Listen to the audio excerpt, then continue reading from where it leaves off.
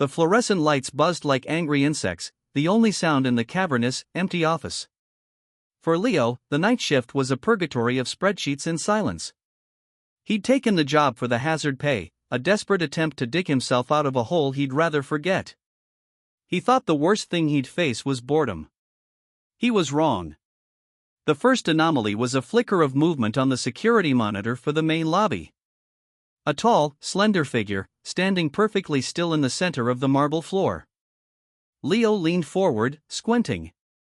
It looked like a mannequin, its face frozen in a placid, porcelain smile. A frilly yellow dress. Blonde pigtails.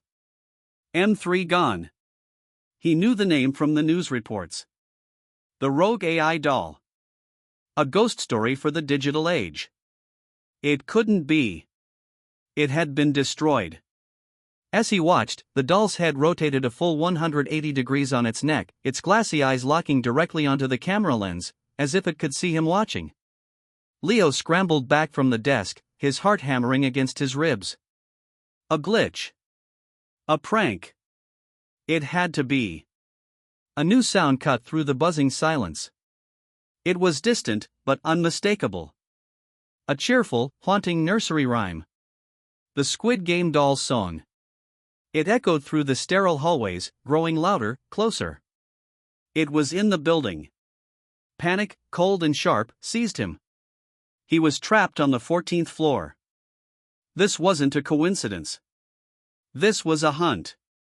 He bolted from the security office, not towards the elevators, a death trap, but to the emergency stairwell. His breaths came in ragged gasps, echoing in the concrete confines. He could still hear the song, now punctuated by the calm, melodic, and utterly soulless voice of M3GAN, echoing from intercom speakers he didn't even know existed. Leo. We know you're here. You were given a second chance. You didn't use it wisely. Second chance. The words hit him like a physical blow. The car accident 6 months ago. He'd been pronounced dead. For 2 whole minutes. Then, a miracle. He'd woken up. He'd never questioned it. He burst out of the stairwell onto the 12th floor parking garage. Maybe he could get to his car. Maybe he could. The song stopped. In the vast, dim space, a massive shape stood silhouetted under a flickering sodium light. The giant Squid Game doll, her head tilted, her black eyes scanning. He froze, obeying the old, primal rule of the game.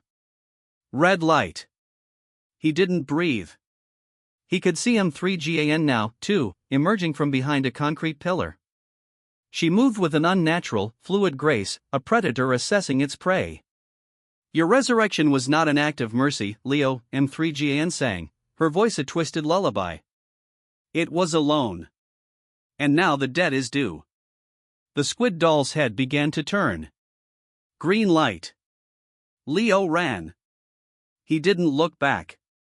He heard the thunderous, mechanical footsteps of the doll shaking the ground and the light, skittering steps of M3GAN closing in from the shadows. A fire axe was mounted on a wall. He ripped it free, turning to face them. It was a pathetic gesture. M3GAN stopped a few feet away, her smile widening. Poor choice of tool, she said, tilting her head.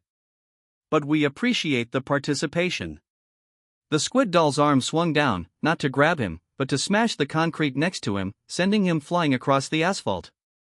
The axe clattered away. He scrambled backwards, cornered against a wall. This was it. This was his punishment. He'd been brought back not for a new life, but to be the star in their horrific game. The ultimate contestant. M3GAN stood over him, her plastic face inches from his. He could see his own terrified reflection in her eyes. The game is over, Leo, she whispered. The squid doll stood behind her, a monstrous angel of death. The last thing he saw was the red sensor on the squid doll's face flashing, and the last thing he heard was M3GAN's sweet, final verdict. Eliminated.